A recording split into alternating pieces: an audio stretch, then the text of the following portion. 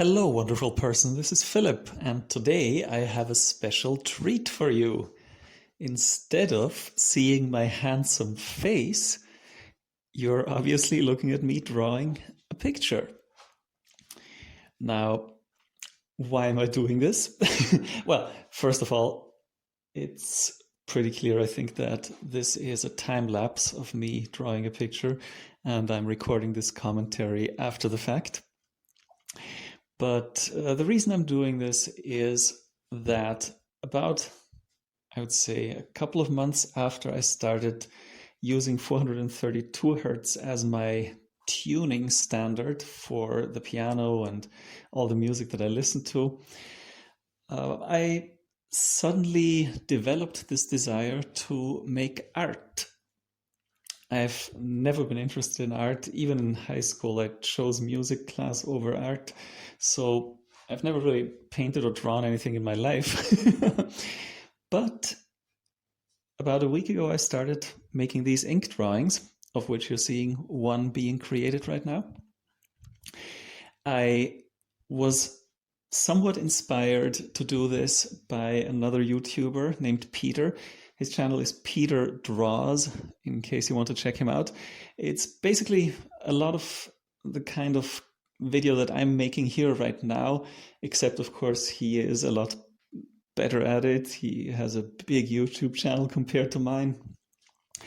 But he talks in a very soothing and calm and positive tone of voice. He's just generally a very likable person, and he makes drawings like this different. I don't even want to say better because it's kind of obvious, but they're just different. Yeah, so you might want to check him out. I am probably going to post more of these time-lapse drawing videos on here.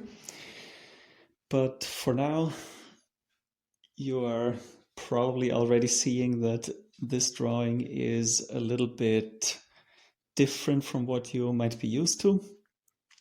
But it's just what comes to me. It's what I'm inspired to draw at this point in time. So that's what it's going to be. Yes, in other news, the main reason why I haven't posted any videos in a month is that YouTube has been a little bit evil.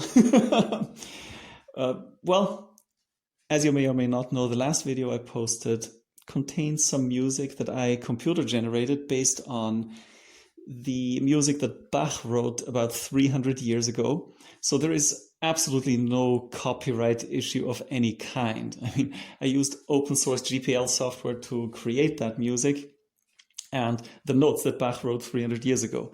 Nothing else, right? So there isn't even a question that anyone else could have the copyright to that music. But within seconds of posting it, YouTube's automated system detected I think it was seven, at least seven, copyright violation linked to that video of mine. That's kind of sad, but I figured, okay, well, surely there is an appeals process where there is some sort of, at least there's some lip service paid to an objective review, and the people that are going to review it are going to have a hard time saying that I actually violated anyone's copyright if the only person in question has been dead for 300 years. So I filed appeals. It wasn't quite as difficult as, for example, getting a refund on eBay or something where you're literally going to sit there for 10 minutes pulling your hair out about the nature of the interface. It was okay. They don't make it easy, but they don't make it specifically hard either to file that appeal, except you then find out that the appeal is going to be reviewed by, guess who? By the supposed copyright owner. The people that have no idea that the YouTube algorithm flagged well, I shouldn't say no idea, because it just so happens to be major corporations. So they probably got YouTube to implement those algorithms to begin with. Well, got YouTube. I mean, I realized that YouTube is owned by Google, and Google owns the other large corporations more than they own it. So anyway, they're obviously all together. And anyway, yeah, so that was going to be the appeals process. the person who is supposedly my opponent is going to have to review my appeal. Well, and of course they don't do it. They just ignore it. Obviously, they know they can't win. But instead of, doing the honorable thing or whatever else you would have called this years ago when the concept of honor still existed, and just saying, oh yeah, whoops, this was a mistake, and canceling the copyright claim, they just wait for it to expire, which takes 30 days. So I figured maybe I should take a break until this thing resolves itself. And then, of course, 30 days on the dot, the copyright claims just went away. And now the video is unencumbered. Now, the funny thing is, for me personally, this did not make any difference whatsoever, because what happens is, if I had had a big YouTube channel, if I had had 1 million views on that video, people liking it, because I mean, it is kind of creative. It's some nice music that I made. It's tuned to 432 hertz, so it'll make you, now it's proven to make you calmer than the standard 440 hertz. Anyway, it's something that I personally listen to for hours on end, so it's not all that bad.